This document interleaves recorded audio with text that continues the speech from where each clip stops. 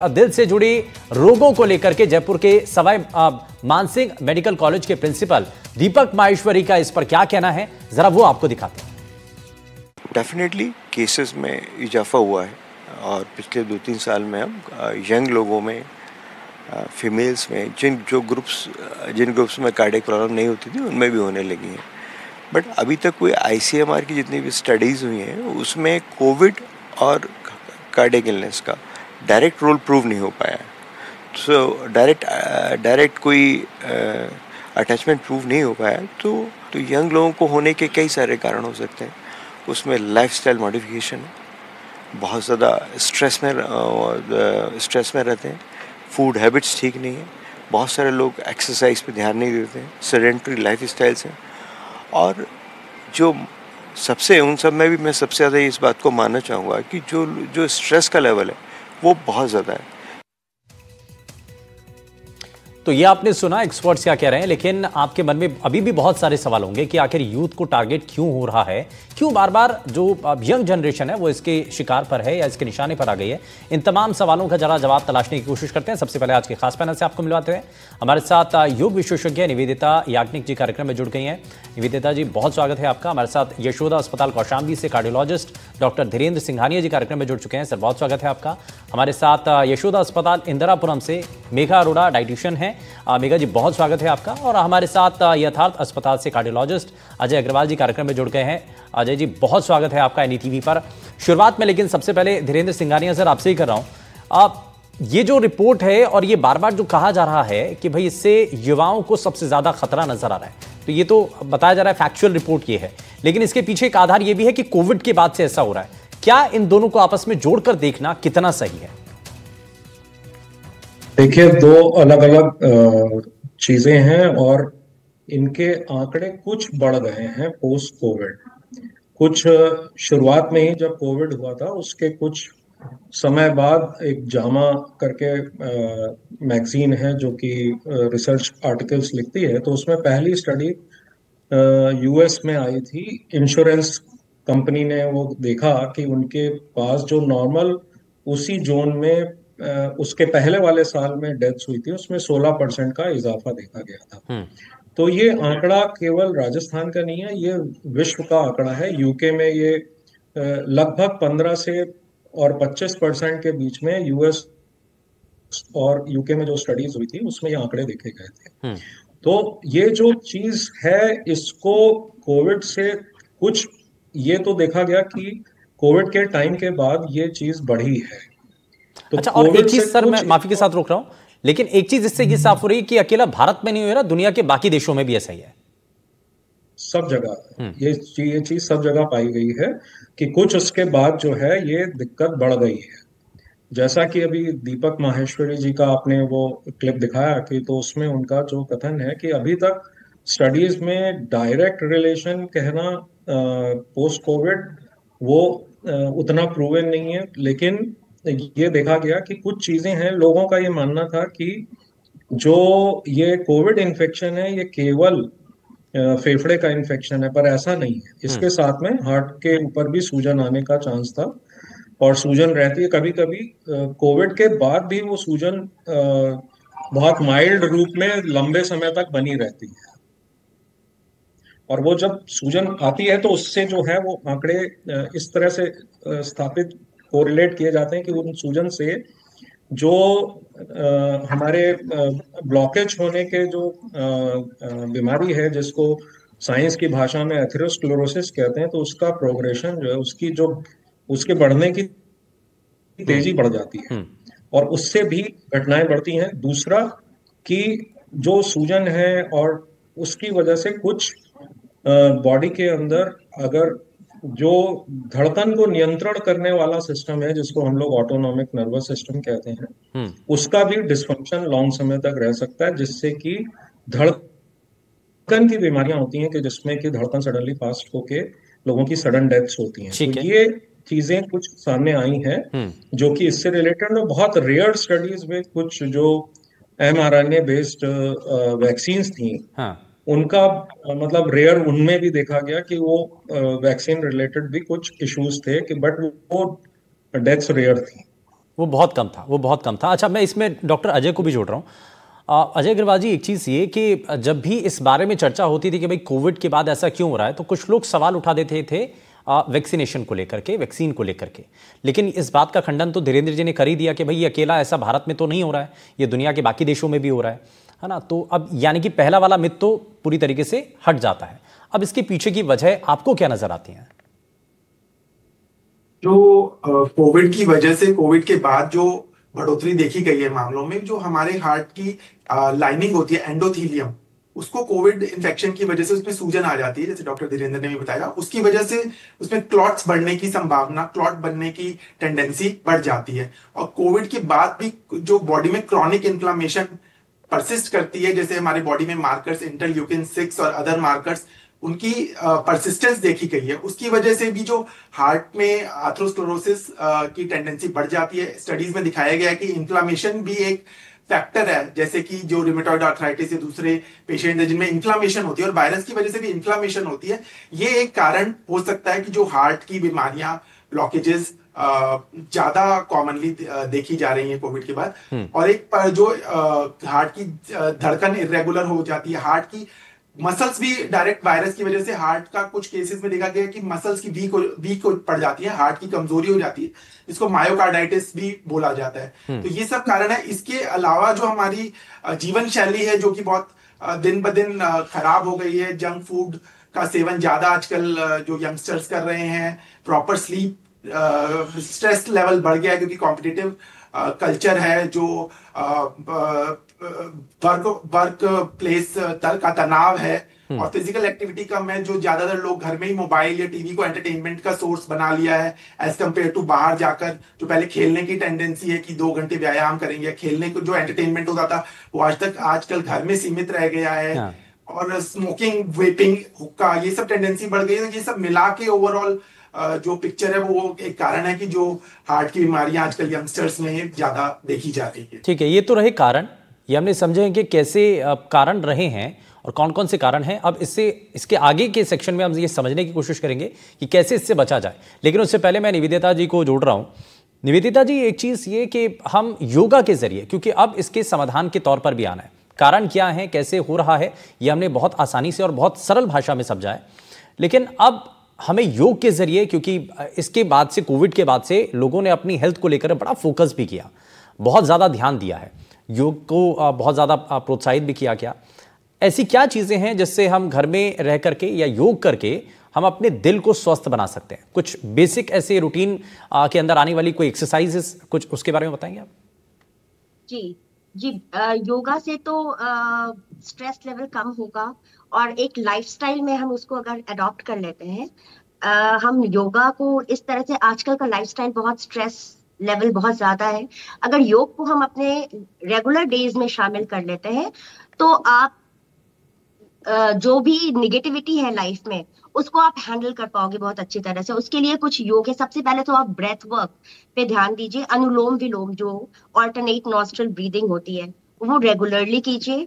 कुछ एक्सरसाइजेज है जैसे downward facing dog, bridge pose and heart opening mountain pose, ये सब एक्सरसाइजेज। कुल मिला के मैं बोलूंगी सूर्य नमस्कार, सन सैल्यूटेशन, ये सारे आसन को 12 भाग में डिवाइड कर देता है। तो रेगुलर अगर 4 से 5 सूर्य नमस्कार किया जाए और ऑल्टरनेट नॉस्ट्रल ब्रीदिंग, अनुलोम विलोम किया जाए तो कोई भी इंसान अपने हार्ट बीट को कंट्रोल में रख सकता है, स्ट्रेस लेवल को दूर रख सकता है। और इसका एक बहुत अच्छा सॉल्यूशन है कि स्ट्रेस से आप कैसे लड़ सके और अपनी लाइफ को पॉजिटिव बना के रखें। हाँ, यानी कि एक चीज इसमें खास ये है कि योग से सब कुछ होगा। अगर आप योगा करेंगे तो आपको बहुत कुछ मिलेगा। और इसमें बेसिक बात यह है कि आपको अनुलोम विलोम जरूर करना है। अनुलोम विलोम से आपकी जो सांस लेने की जो क्षमता है या वो जो पूरी क्रिया है उससे बहुत सारी चीजें प्रभावित होती हैं। मैं जरा थोड़ा सा आगे बढ़ता हूं और हमारे साथ मेघा जी भी लगातार कार्यक्रम में। मेघा जी, अब इसमें एक बड़ा पॉइंट जो कि दोनों कार्डियोलॉजिस्ट ने उठाया है वो है खान पान से जुड़ा हुआ, कि खाने पीने की चीज़ें बहुत गड़बड़ा गई हैं, हमारा डेली जो रूटीन है वो बहुत ज़्यादा खराब हो चुका है। तो अब डाइट कैसे सुधारें और अपनी डाइट के अंदर क्या शामिल किया जाए सुबह उठ करके, मतलब ब्रेकफास्ट से लेकर के रात के डिनर तक, जिससे थोड़ा हेल्दी रूटीन हमारा रहे? नमस्कार। हमारी डाइट तो सबसे इम्पोर्टेंट है ही हार्ट हेल्थ के लिए। तो हार्ड डाइट में सबसे इम्पोर्टेंट है HEART। जैसे हम अडॉप्ट कर सकते हैं हेजलनट्स हैं, E से हम एग्स को, प्रोटीन जो हमारे अंदर जाएगा, A से एवोकाडो है, जैसे प्रोटीन है उसमें भी, फ्रूट में, और फाइबर भी है, और R से रेस्पबेरीज है जो एंटीऑक्सीडेंट सबसे इम्पोर्टेंट है हमारी बॉडी के लिए, हार्ट के लिए। और जो है T, उस पर टर्मरिक, टर्मरिक तो एंटीसेप्टिक है, सबसे इम्पोर्टेंट है। और बाकी हम टिप्स में बताऊं, अगर मैं डाइट टिप्स, तो जैसे 4 to 5 फ्रूट्स एंड वेजिटेबल्स की सर्विंग हमारी पूरे दिन में होनी चाहिए, जिसमें सैलेड्स हैं, वेजिटेबल है, फ्रूट्स हैं। एंड फिर हमारी जो फैट्स हैं उसके लिए हम कहते हैं कि low fat and low sugar हमारी डाइट होनी चाहिए। मॉर्निंग में आप जैसे कुछ फंक्शनल फूड्स लेना चाहें तो जैसे मेथी सीड्स हैं, इनको आप ले सकते हैं। ब्रेकफास्ट में आप ओट्स हैं, होल ग्रेन लेना है। सीरियल जो आपका होना चाहिए वो होल ग्रेन, ओट्स वगैरह फाइबर रिच होना चाहिए। और बाकी मिड मॉर्निंग में आप फ्रूट्स में कुछ भी लेंगे तो वो एंटीऑक्सीडेंट्स आपकी बॉडी में जाएंगे। इस तरीके से सारे फूड ग्रुप्स होने चाहिए। जैसे कर्ड वगैरह है, डेयरी प्रोडक्ट्स हैं, वो आप low fat dairy products use कर सकते हैं। प्रोटीन के लिए आप एग्स वगैरह यूज कर सकते हैं। अगर नॉन वेजिटेरियन है तो चिकन या फिश जो है वो बॉइल्ड या ग्रिल्ड फॉर्म में 1 सर्विंग पर वीक ले सकते हैं। और इवनिंग में जैसे आप मिल्क वगैरह ले सकते हैं। और डिनर में फिर से serial plus fruits plus vegetables ले सकते हैं, पोस्ट डिनर देन मिल्क। ठीक है, तो ये कुछ ऐसा शेड्यूल होना चाहिए, ये डाइट चार्ट आपका होना चाहिए, कुछ इस तरीके का आपको खान पान करना चाहिए, संभव हो सके तो ज़रूर करना चाहिए। मैं लेकिन धीरेन्द्र सर वापस से आपके पास आता हूँ। अब बहुत सारे सवाल, कारण तो हमने जान लिया है, लेकिन एक और बड़ा सवाल है कि युवाओं के साथ साथ छोटे बच्चों में भी आजकल कार्डियक अरेस्ट या हार्ट अटैक के जो केसेस हैं वो पहले के मुकाबले बहुत तेज़ी से बढ़ रहे हैं। तो इसके पीछे की कुछ खास वजह, एक तो वही जो बेसिक कारण आप बता रहे हैं कि लाइफस्टाइल चेंज हो चुका है, खाना पीना बदल चुका है, इसके अलावा कुछ और स्पेसिफिक या इसमें जो पुरानी जो केस हिस्ट्री है उनकी या पेरेंट्स से जुड़ा कुछ पहले से परेशानियां, क्या वो भी इसके पीछे बड़ा फैक्टर है? देखिए, पहली बात तो ये कि जो लाइफस्टाइल है वो सबसे बड़ा फैक्टर बन रहा है। आज की डेट में लोग जो है वो बच्चों के हाथ में मोबाइल थमा देते हैं, क्योंकि ज्यादातर परिवार अब छोटे परिवार होने लगे हैं और इंडेक्स फैमिलीज होने लगी हैं। तो उसमें 1-2 बच्चे होते हैं और कई बार वो भी अकेले रह रहे होते हैं माता पिता के बैठ, तो माता पिता तुरंत उनके हाथ में मोबाइल पकड़ा देते हैं। मोबाइल पकड़ने से बच्चा जो है वो डिजिटल गेम्स में ज्यादा लग जाता है, बजाय वो जो फिजिकल गेम्स में लगे। तो जो उसको हेल्दी एक लाइफस्टाइल में जीना था वो उसका खत्म होने लगता है। स्कूल्स में उनके कंपटीशन बहुत अलग लेवल का चला गया है, तो उससे भी उनका जो स्ट्रेस लेवल्स हैं वो हाई हो गए हैं। फिर बाकी परिवार जो है वो खान पीन का कितना ध्यान रख रहा है। खाने पीने में बच्चों में आजकल जितना ये जंक फूड का और शौक डाला जा रहा है कि बाहर ले गए और कुछ उनको जंक फूड खिलाया गया, कि चाहे वो पिज्जाज हैं, चाहे कोई भी आप इस तरह के नमकीन पकड़ लेते हैं किसी भी तरह के, और उनका इंटेक, ज्यादातर फैमिलीज अब ये कंप्लेंट करने लगी कि बच्चे जो हैं ये चीजें ज्यादा खा रहे हैं और नॉर्मल फूड वो मना कर देते हैं। सो जो लाइफस्टाइल का और जो बच्चों के ऊपर प्रभाव पड़ रहा है वो तो डेफिनेटली एक फैक्टर है, और उसके अंदर ये परिवर्तन लाने की जरूरत है। जो बाकी है कि उनकी स्क्रीनिंग बढ़नी चाहिए बच्चों की, और वो बच्चों की स्क्रीनिंग बढ़ने में उनका, जैसे कि कुछ योजनाएं महिलाओं के बच्चों के रहते हैं कि उनका हीमोग्लोबिन वगैरह चेक हो, और यंग एज से ही उनका कोलेस्ट्रॉल वगैरह चेक होना चाहिए। 12-13 साल की उम्र पे ही एक बार कम से कम लिपिड प्रोफाइल चेक होना चाहिए। और अगर बच्चा जरा भी कोई सिम्टम्स दे रहा है कि वो कह रहा है कि नहीं मेरे कोई सीने में दर्द है या कोई इस तरह की दिक्कत है, तो उसको देखा जाना चाहिए। जो पेरेंट से रिलेटेड हिस्ट्री है, वो जो आनुवांशिक बीमारियां कुछ होती हैं कि जिनमें जन्म से ही कोलेस्ट्रॉल लेवल्स बिगड़े हुए होते हैं, वो कम है, बहुत रेयर है, लेकिन उनके ऊपर भी वो इसी तरह से पकड़ी जाती हैं। या कोई आपको दाग धब्बे दिख रहे हों, जिसे हम लोग ज़ेंथेलेस्मास कहते हैं, कि किसी के कोलेस्ट्रॉल डिपॉजिशन बचपन से ही दिखने लगे, तो वो फिर हाई रिस्क कैटेगरी में आते हैं।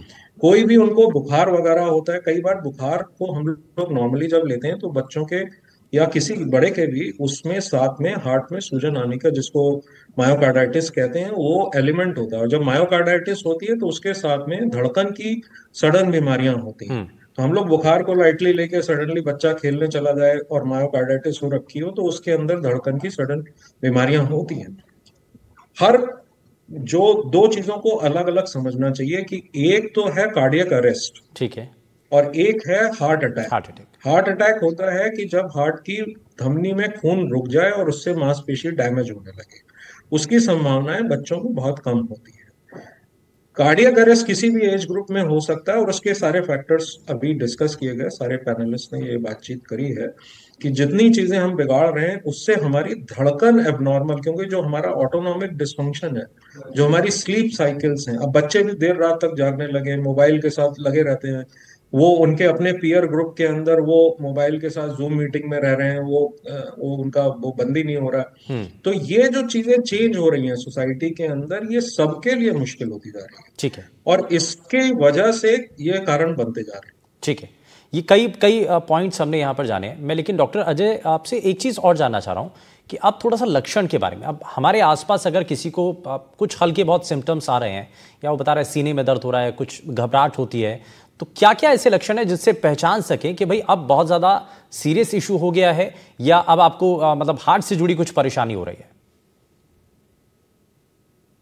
जी, अगर किसी को सीने में दर्द होता है थोड़ा सा काम करने पर या थोड़ा वॉक करने पर या सीढ़ियां एक फ्लाइट ऑफ स्टेयर्स चढ़ने पर, अगर किसी को सीने में दर्द या जिसको ज्यादा दबाव जैसी सेंसेशन बोलते हैं, जो छाती के बीचों बीच होती है और वो दोनों हाथों की तरफ, शोल्डर्स की तरफ रेडिएट होती है और उसके साथ उसको पसीने आते हैं या बहुत जल्दी काम करने पर थकान महसूस होती है या सांस फूलना, नॉर्मल एक्टिविटीज पर अगर किसी का सांस फूलने लगता है या सूजन आती है शरीर में, तो ये सब सिम्टम्स हैं कि आपको हार्ट की परेशानी हो सकती है या आप हार्ट के ब्लॉकेजेस की संभावना बढ़ जाती है और ऐसे में अपने को प्रॉपर टेस्टिंग कराना जरूरी है। या किसी को मल्टीपल रिस्क फैक्टर्स है जैसे हाइपरटेंशन, डायबिटीज या स्मोकिंग है, ये ऐसे पेशेंट्स को भी बिना सिम्टम्स के भी अब रेगुलर चेकअप करवाते रहना चाहिए, क्योंकि ये ज्यादा प्रोन है प्रॉब्लम को डेवलप होने का ज्यादा संभावना है। तो ऐसे पेशेंट्स को भी ज्यादा डॉक्टर की सलाह लेनी चाहिए, कार्डियोलॉजिस्ट के पास जाके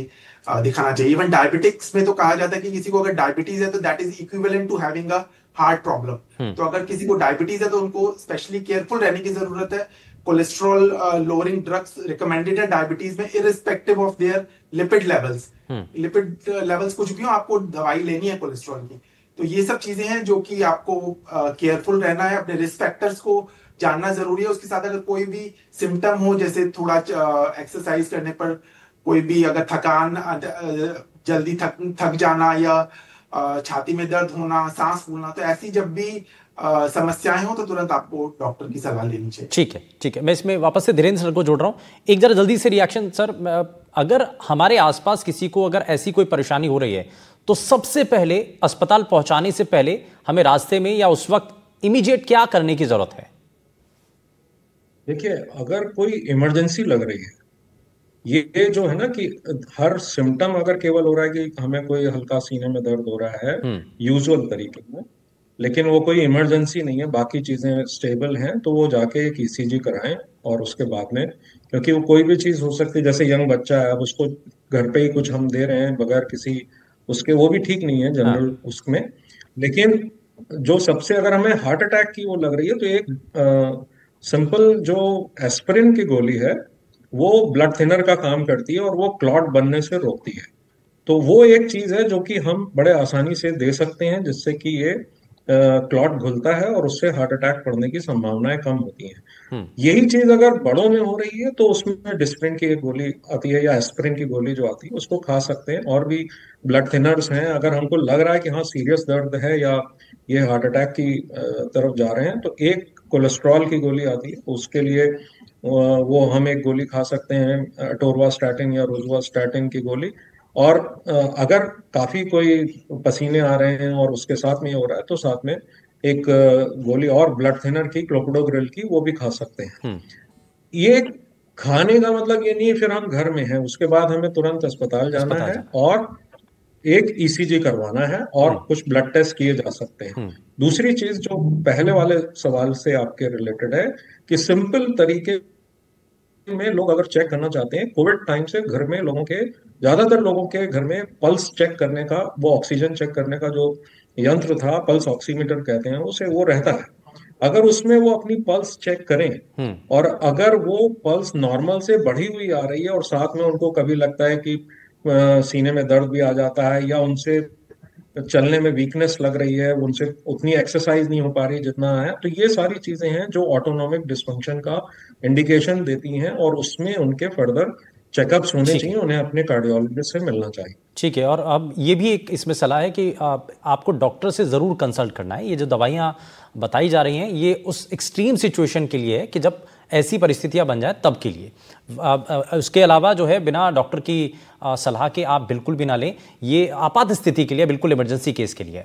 मैं इसमें निवेदिता जी को वापस से जोड़ रहा हूँ। निवेदिता जी, एक थोड़ा सा अब ये कि जिनको जैसे अब मान लीजिए छोटे बच्चे हैं या बड़े हैं या फीमेल्स हैं, तो उनके लिए अगर पहले से कोई और हेल्थ इश्यूज चल रहे हैं तो एक्सरसाइज में कोई अंतर आ जाता है क्या?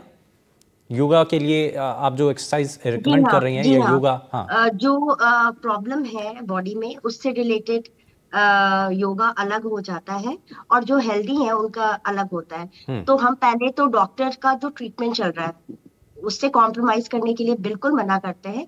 First take the permission of your doctor, then आप एक्सरसाइज शुरू करिए, कोई भी तरह का, योगा भी इनफैक्ट। और कुछ ऐसे एक्सरसाइजेस हैं जो सब कर सकते हैं। और अगर कोई प्रॉब्लम होती है तो पहले आप अपनी प्रॉब्लम बताइए अपने इंस्ट्रक्टर को और उसके बाद अकॉर्डिंगली वो आपको योग करवाएंगे, या आप अपने डॉक्टर से पहले कंसल्ट कीजिए और उसके बाद ही योगा शुरू कीजिए। ये हर एक्सरसाइज में होनी चाहिए। मेडिसिन अब अलग ट्रैक पे चलता है और एक्सरसाइज या योग अलग ट्रैक पे चलता है। Yoga is a prevention and medicine आपको जो बीमारी आ जाती है उसके बाद वो क्योर करेगा। पर आप योगा करते रहेंगे तो आप उस बीमारी से काफी हद तक दूर रह सकते हैं। ये एक प्रिवेंशन का काम है। ठीक है, ये बहुत ज़्यादा ज़रूरी है क्योंकि आपको एक तो जो मेडिसिन चल रही हैं, जो दवाइयाँ चल रही हैं वो तो लेनी है, लेकिन उसके साथ साथ प्रिकॉशनरी आपको योगा भी करते रहना चाहिए। मैं मेघा जी को इसमें और जोड़ रहा हूँ। मेघा जी, अब इसमें कुछ खास चीज़ें ऐसी जो क्योंकि आजकल हम देख रहे हैं जंक फूड, इनको अवॉइड करने के लिए, बच्चों को नई जो अप्रोच करने के लिए कैसे अब अट्रैक्ट करने के लिए क्या करने की ज़रूरत है? मतलब नया नया कुछ खिलाना भी है क्योंकि आजकल बच्चे जो हैं घरों में बनने वाले खाने को तो बहुत अवॉइड करते हैं। तो अब इसके लिए क्या करना चाहिए? ये पेरेंट्स इससे मुझे लगता है बहुत ज़्यादा परेशान है। बच्चों को बाहर का खाना ऑब्वियसली बहुत अच्छा लगता है क्योंकि वो थोड़ा अट्रैक्टिव होता है। तो I would suggest to parents कि आप वो चीजें घर पे बना के दीजिए।